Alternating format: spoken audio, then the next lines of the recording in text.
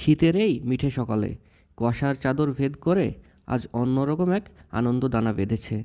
চারদিকে নিস্তব্ধতা থাকলেও দূরে ভেসে আসা হাসির শব্দগুলো বলে দিচ্ছে আজ এখানে কোনো উৎসব চলছে। তবে এই উৎসব কোনো অনুষ্ঠানের নয়, এই উৎসব শৈশবে ফেরার।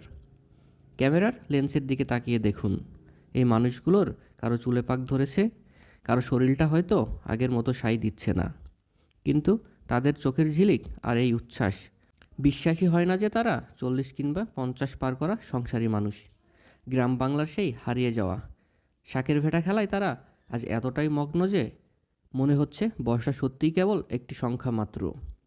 সংসারে টানাপড়া, ব্যবসার হিসাব আর প্রতিদিনের যান্ত্রিক জীবন সবই যেন আজ মাঠের এক কোণে পড়ে আছে। এই কয়েকটা ঘন্টার জন্য তারা আর কেউ বাবা কিংবা চাচা নন, তারা শুধুই দুরন্তর কিছু শিশু। নিজেদের সোনালি শৈশবে ফিরে গিয়ে তারা যেন আজ আবারও প্রমাণ করে দিচ্ছেন যে মনের তারুণ্যটা আসলে কখনো ফুরিয়ে যায় না।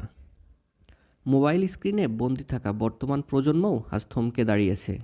তারা অবাক হয়ে দেখছে তাদের গুরুগম্ভীর বড়রা কিভাবে ধুলোবালিতে মেতে উঠেছেন। যান্ত্রিকতার ভিড়ে হারিয়ে যাওয়া আমাদের এই শেকড়ের টান আর প্রাণের স্পন্দন, এটাই তো আসল জীবন। হারানো দিনগুলো হয়তো আর কোনো দিন ফিরে পাওয়া যাবে না, কিন্তু স্মৃতির ভেলায় চড়ে মাঝে মধ্যে এভাবে শৈশবকে ছুঁয়ে দেখার আনন্দই আলাদা। দিন শেষে আমরা সবাই তো আসলে একটুখানি মুক্তি খুঁজি, ফিরতে চাই সেই সহজ সরল দিনগুলোতে।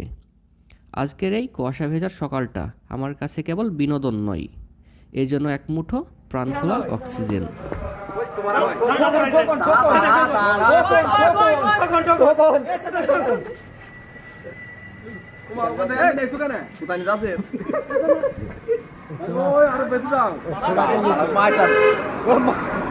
লাইট